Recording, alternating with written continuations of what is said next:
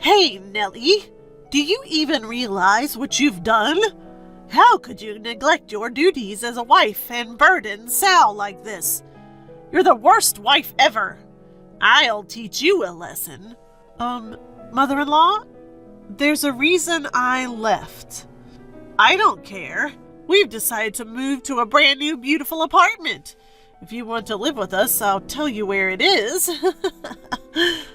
Mother-in-law probably still doesn't know the whole story. I thought this might actually work in my favor. No thanks, I'm good. Huh? My name is Nellie, a 35-year-old office worker. I've been married to Sal for 5 years. He's currently 40, so there's a 5-year age gap between us. I've always been attracted to older men, and I fell for Sal because he's so calm and kind. Our relationship progressed smoothly, and we got married. Our married life was pretty good. But a few months ago, I could see the end of our peaceful life. I've been laid off. What? Sal was suddenly laid off. The company was struggling due to an economic downturn. I never thought Sal would be laid off, especially since he worked for a major corporation. I assumed we'd continue to live comfortably on his good salary, but nothing in life is guaranteed. We were suddenly in a tight spot. I used to be a homemaker, but I decided to start working again. I reached out to the company I left when we got married, thinking they might not rehire me, but luckily they did. Apparently, someone had just quit after giving birth. This job saved us from a total crisis. If Sal could find another job, we'd be okay. But it's tough for middle-aged men to find work. So he could only get a part-time job, earning around $700 a month. My salary isn't that high either, since I'm returning to work after 5 years. It's just enough for the two of us to get by.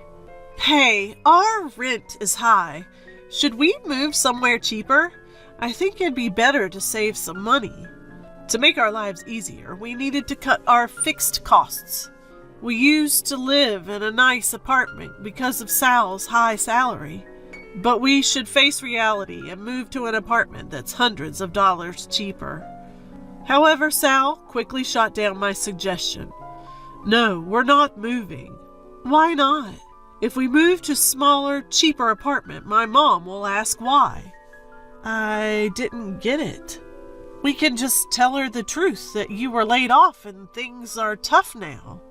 When I said that, Sal's face turned red and he raised his voice. Stop it! Never tell my mom I was laid off.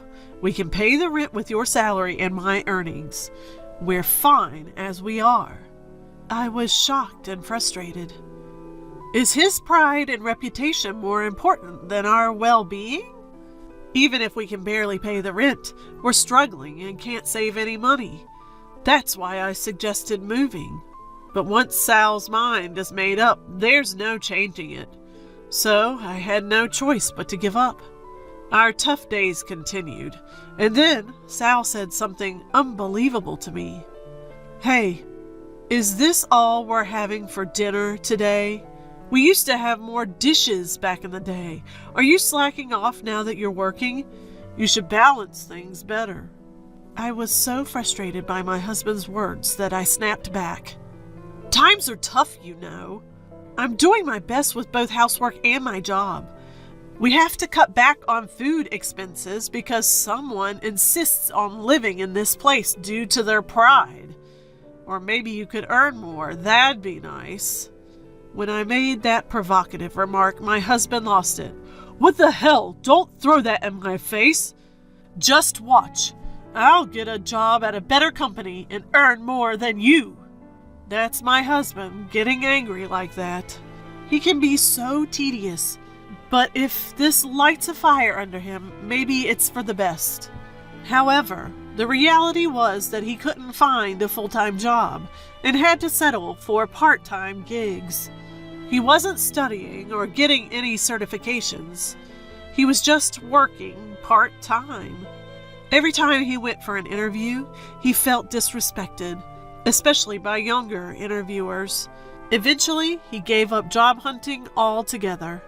It was disappointing, especially after he had so passionately declared he'd earn more than me. But my problems weren't just with my husband.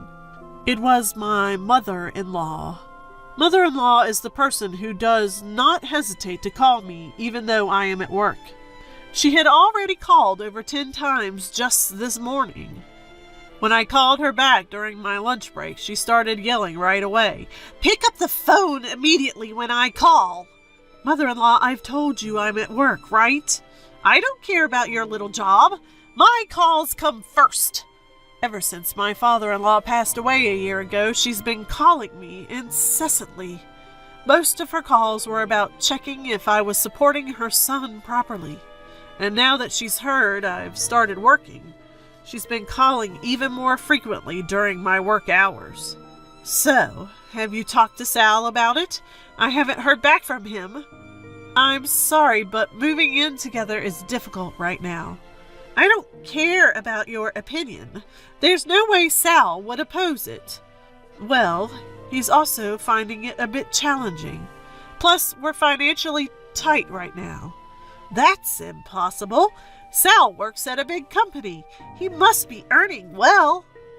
I always find myself at a loss for words when she says this. My husband asked me not to tell her about his layoff, so I can't tell her the truth. She probably thinks I'm lying about our financial struggles. Her calls are relentless, not just during work hours, but also when I'm at home. Look, a wife should prioritize supporting her husband, and valuing your husband means valuing his mother. You haven't visited us in a while. You should come over. But I'm exhausted from my full-time job, and my husband's part-time job even takes up some of his weekends. So we hardly have any days off together. So, our days don't match. Sorry, both my husband and I are so busy that it's hard to coordinate our schedules. I don't care about your convenience. Besides, Sal is off on the weekends, right? One of you can come over. Mother-in-law seemed quite frustrated and kept pushing. I was about to reach my limit and decided to tell her the truth about my husband. Well, my husband is working on weekends, too. What? What do you mean? Actually, just as I was about to spill the beans, my husband, who had been lounging on the sofa watching TV, rushed over and grabbed my phone. Mom! Sorry I haven't been able to visit lately. I'm working on a big project right now and even working on weekends. I promise I'll come to see you once things settle down. With that, he hung up and handed my phone back. Why did you do that without asking me? Why were you about to tell my mom everything? We should just be honest? She'll keep misunderstanding and nagging me forever. I don't want her to know. Just drop your silly pride for once. Shut up. You've been living off me and now you're talking back? He stormed off to his room.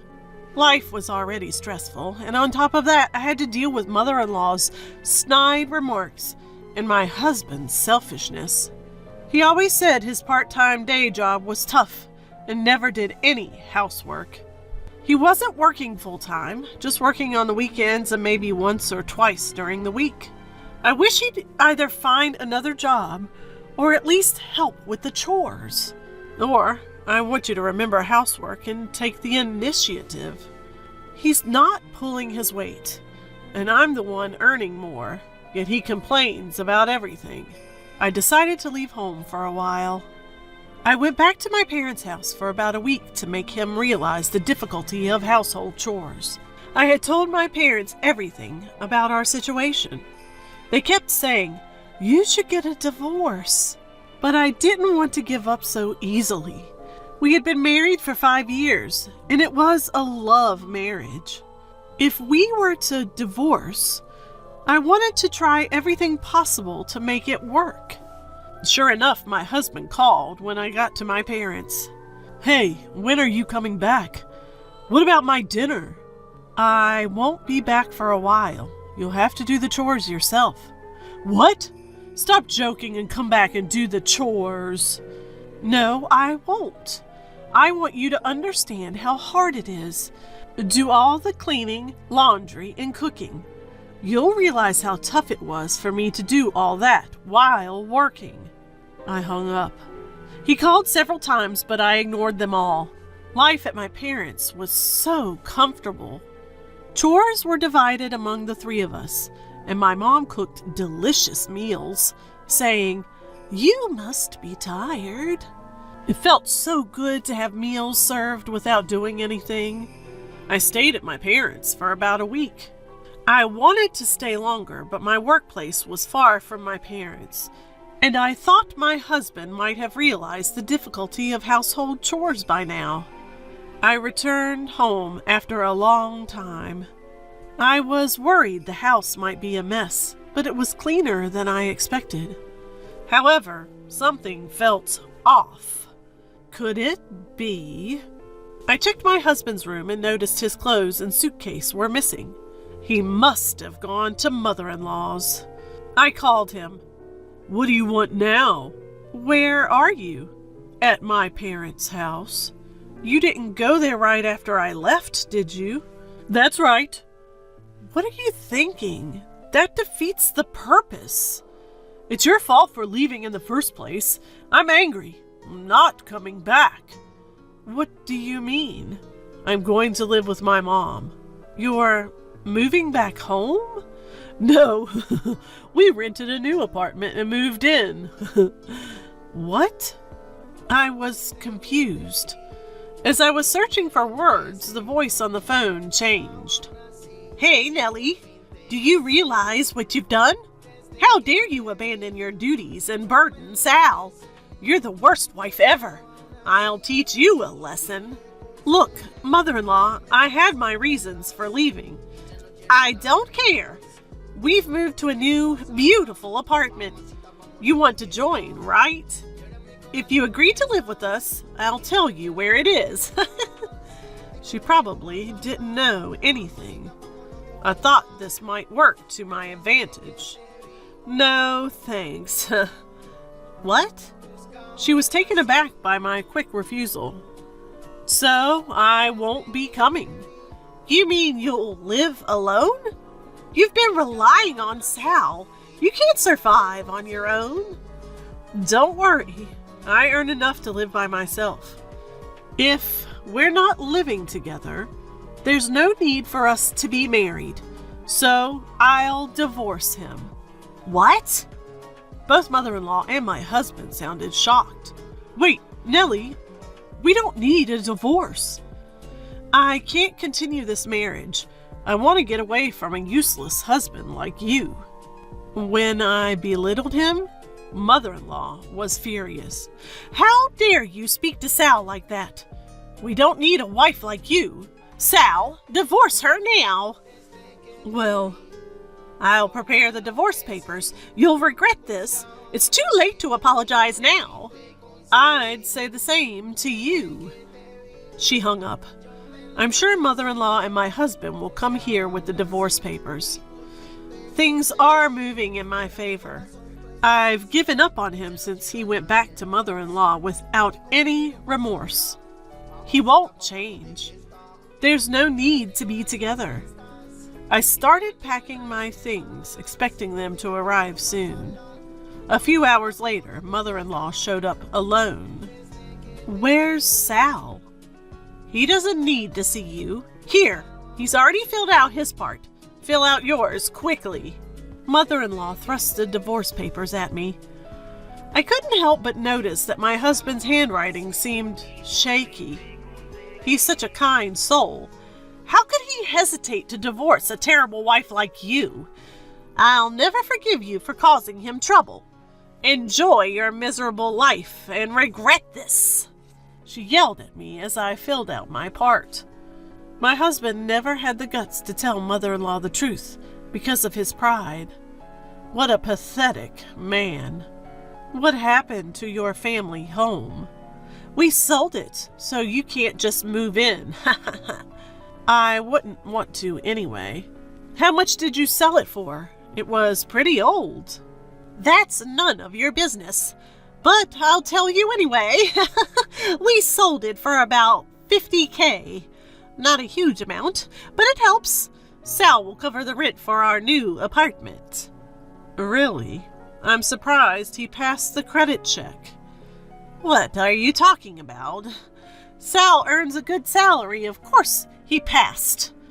Did you put that $50,000 into Sal's account? Why? Oh, you figured it out. But who cares? Stop prying. It's clear you're still hung up on him. But it's too late. It's fine. I'll file the divorce papers. She stormed off, huffing and puffing. I was thrilled to finally be free from them. I packed the rest of my things, moved them to my parents' house, and then found an apartment for myself. I cleverly provoked mother-in-law so I didn't have to split any assets. You think I'd give you any of Sal's precious assets? Remembering my husband's pale face during the asset division discussion still makes me laugh. 2 years later, I got a call from an unknown number one morning. I wonder who it is in the morning hours before going to work. Thinking it might be work-related, I answered. It was mother-in-law. Nellie, please help. Mother-in-law, I don't think you should be calling me. We're strangers now. Don't say that. I'm in trouble. Let me guess. You can't pay the apartment rent and you've run out of savings. How did you...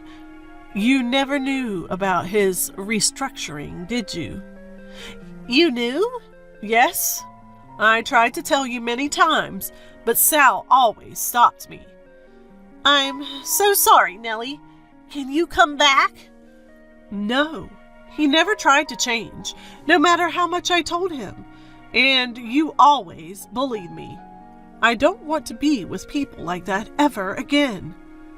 Please, I'm at my wit's end. We don't even have food. According to mother-in-law, my husband kept up appearances, never revealing his restructuring. He paid the rent from the $50,000 mother-in-law got from selling the house. He also splurged occasionally, fearing mother-in-law would get suspicious if he didn't. Living like that, the $50,000 disappeared in no time, and it seems they're now broke. You brought this on yourselves. Why not let go of your pride, move to a cheaper apartment, and live modestly? I didn't expect this. I thought my talented son would support me, and I'd have a comfortable retirement. Mother-in-law sobbed. I quietly hung up and blocked her number. Just to be safe, I also filed a restraining order and made sure I could report any issues immediately. Honestly, both mother and son only think about relying on others. I'll use them as a cautionary tale and strive to be independent. With that thought, I refocused on the task at hand.